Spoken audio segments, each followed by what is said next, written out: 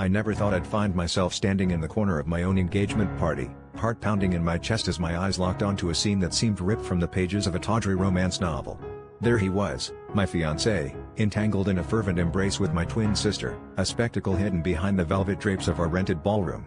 The betrayal felt like a physical blow, a gut-wrenching twist that left me questioning everything I thought I knew about love, loyalty, and the bonds of family. My mind raced as I grappled with the images seared into my brain, the laughter and clinking glasses around me fading into a dull roar. The history between the three of us was complicated, to put it mildly. Growing up, my sister and I were inseparable, thick as thieves in our shared world. But as we matured, so did our rivalry, simmering beneath the surface of our smiles and shared secrets. I never suspected it would come to this, a clandestine affair, unfolding right under my nose, in the very space meant to celebrate our future. The irony wasn't lost on me as I stared at the empty champagne flute in my hand, the bubbles long since disappeared, much like my trust in either of them.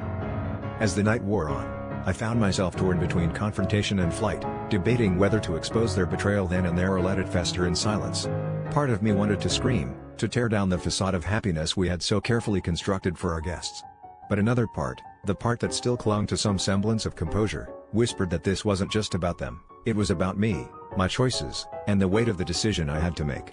Was I truly willing to sacrifice my own happiness for the sake of maintaining familial ties, or was it time to break away and forge a new path, one free from deceit and heartache? In the end, the decision wasn't as difficult as I had feared.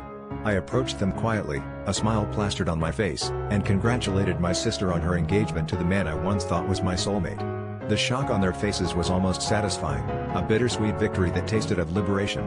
As I walked away from them, from the party, from the life I thought I wanted, I realized that sometimes, blood isn't thicker than water, and that's okay. My future was my own to shape, and I intended to do so without the shadows of betrayal looming over me.